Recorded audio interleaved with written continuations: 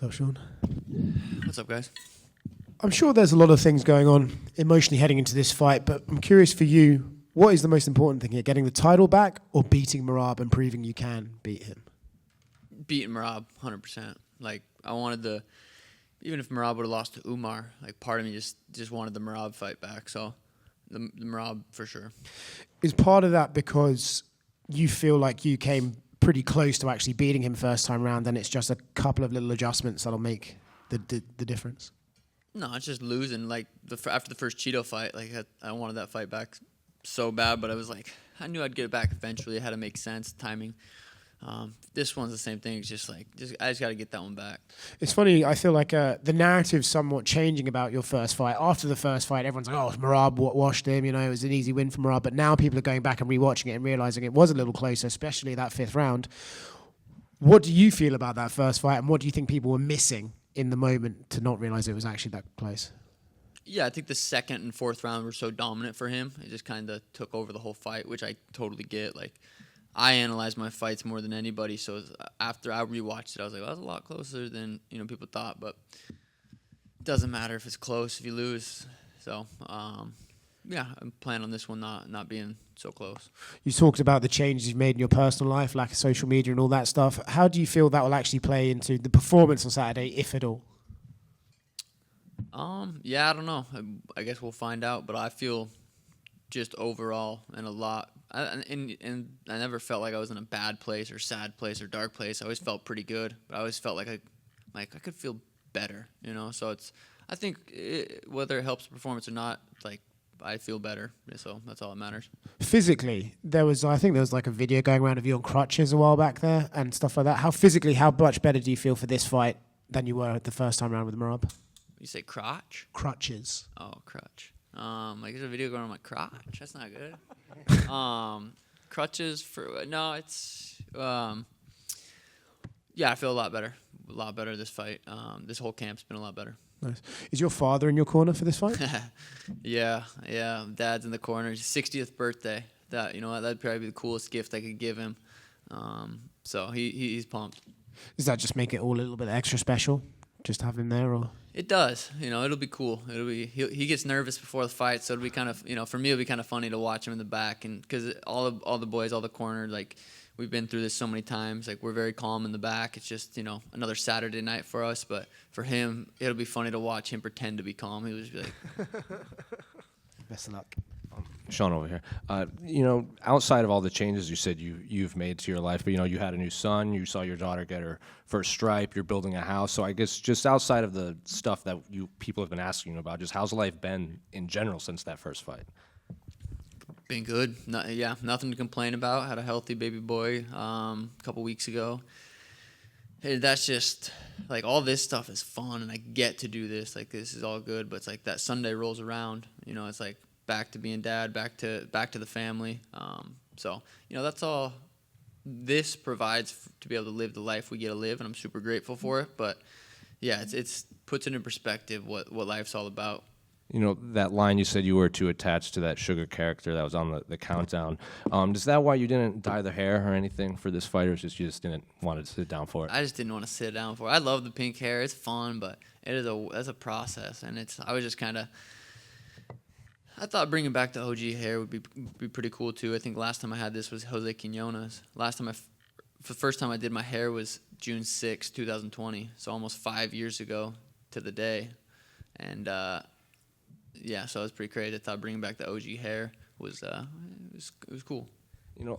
Tim's done some interviews. He said, the lighting was weird. Chael said that you were pulled in all these different directions and just all these distractions and everything. But in other interviews, you seem to kind of stop yourself when you could give excuses. You kind of stop yourself. It's in the past. I just kind of want to.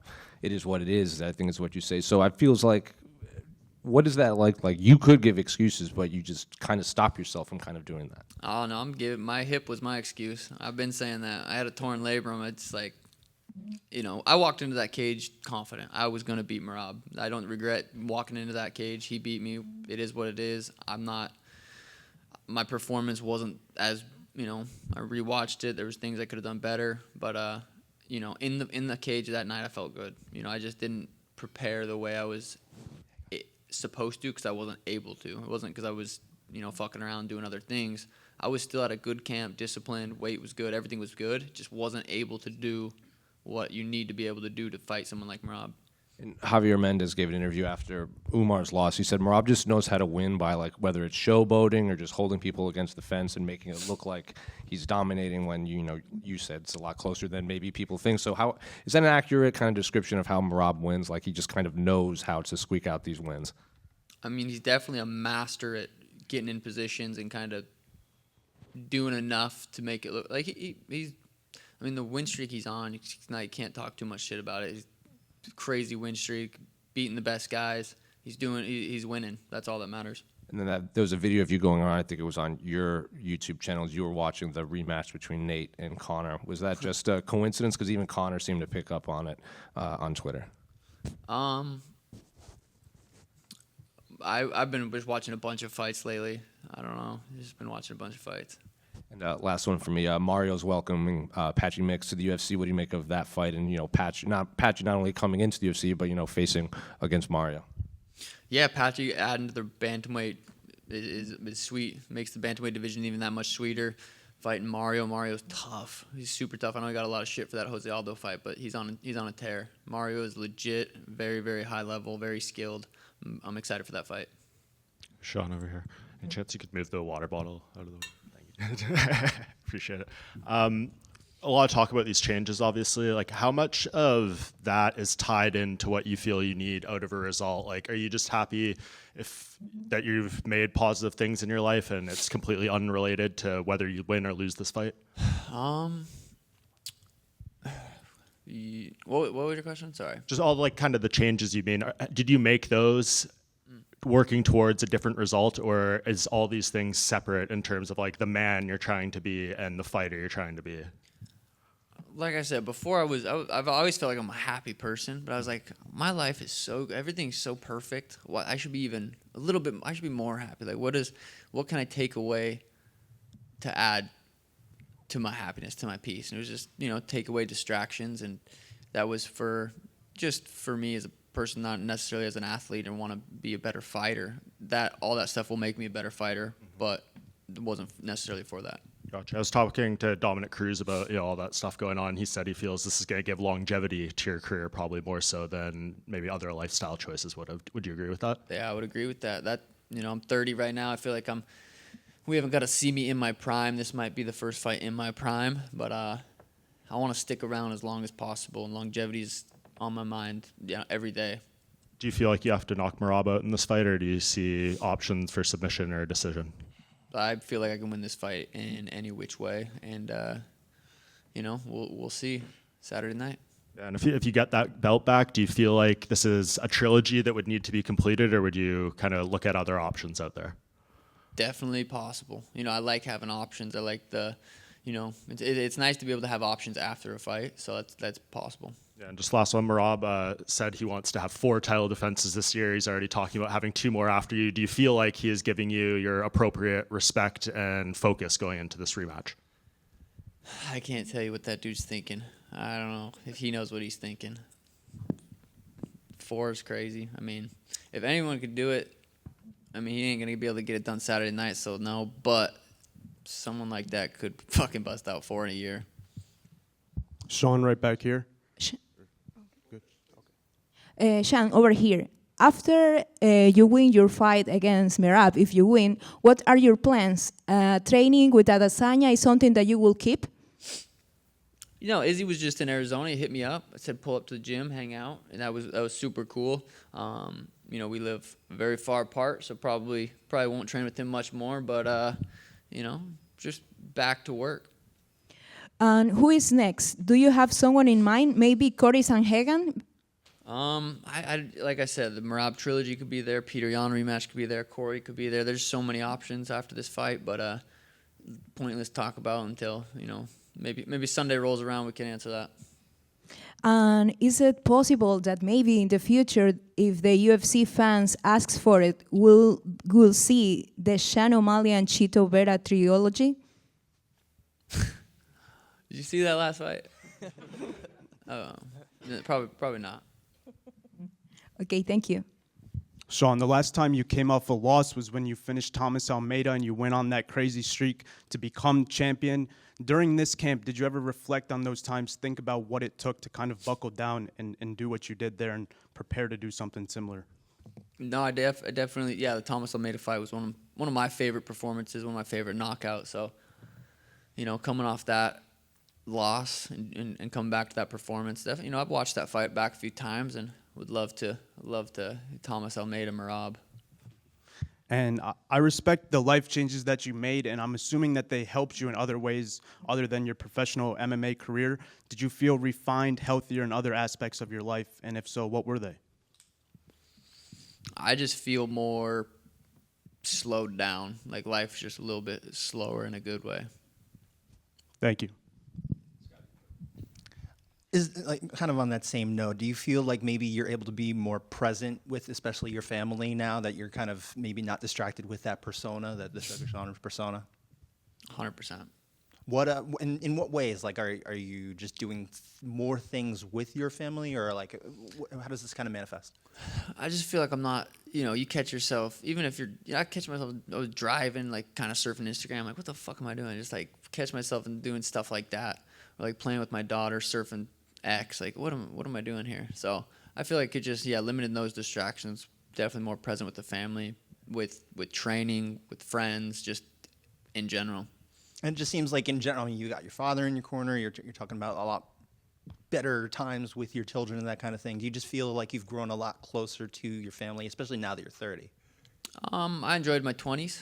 20s were good. I feel like 30 was time to really grow up, and I'm very happy with how my 20s played out. I was able to stay dialed. I stayed disciplined. I was always focused. I never was lacking in fight camps, and never was an issue.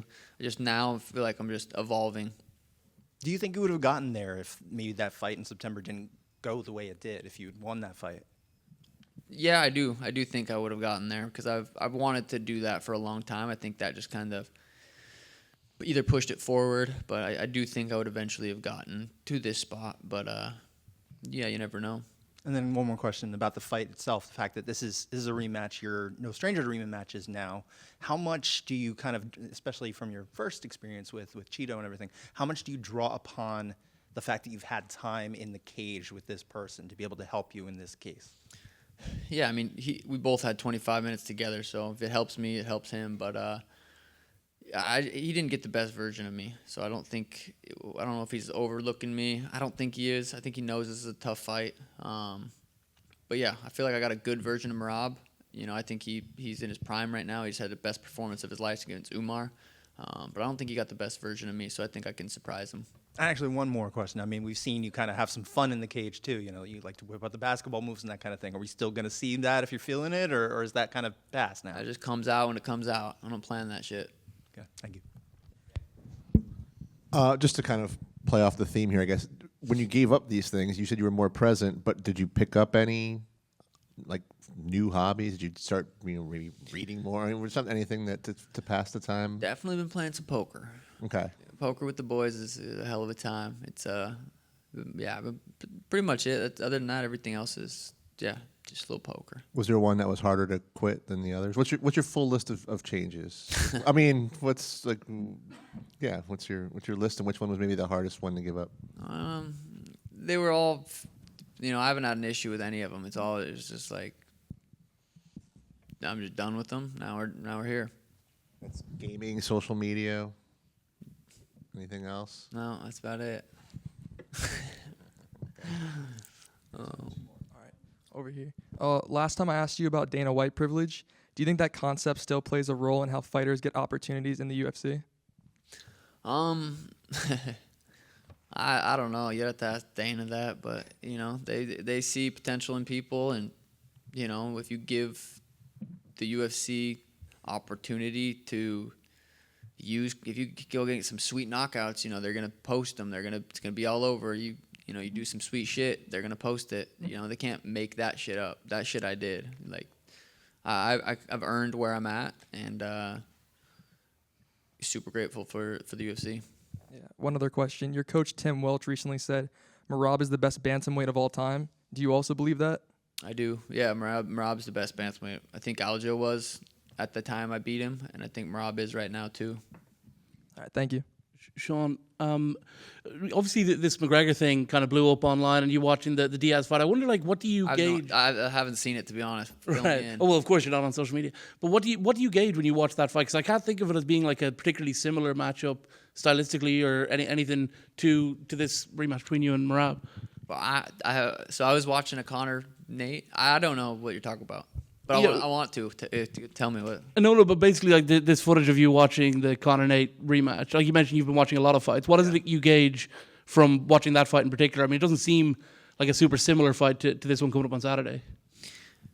No, yeah, I just been watching a bunch of fights. I didn't even know there was like something. We just have cameras recording so much. I didn't realize like that was a moment that got captured. I've been watching a bunch of fights. Been watching some rematches.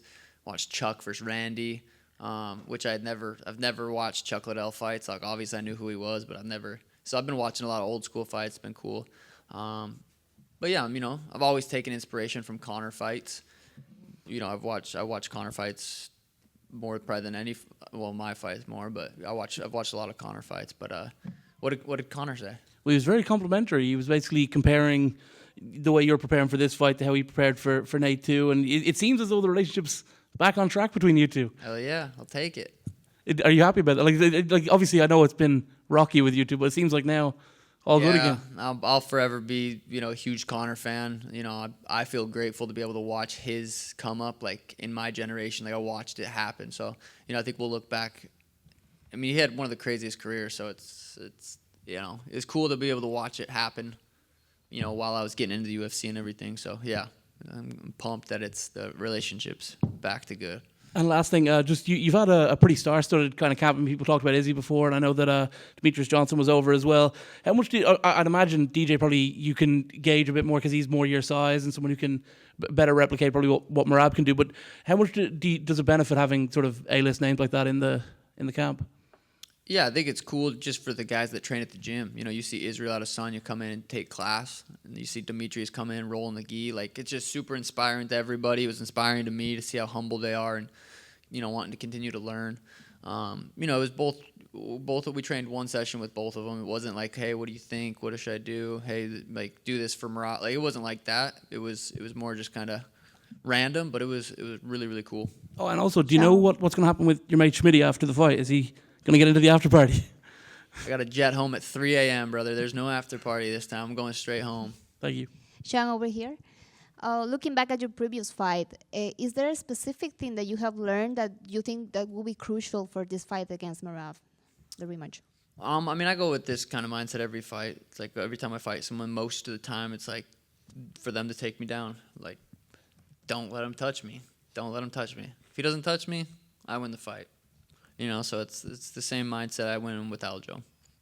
I just saw a video of you and your team doing this atmosphere of the fight. Whose idea was this? It was something to motivate you or to manage the pressure of this rematch? Yeah, no, it's Tim. Tim said, hey, we started training later in the afternoon. We've never sparred that late, so we just did a whole simulation, kind of the walkout, stood in the cage, waited for a little bit, and yeah, just simulating it, kind of visualizing it. You are known as being a finisher on the first round. You have also a good records on this division, but also Merab is being known for his gas tank. He is going for the 5 rounds. Do you think this could go to the decision, or are you looking for finishing on the first rounds? I would not be surprised if I finished him. I wouldn't be surprised if it went 25. I'm prepared for it to be a war.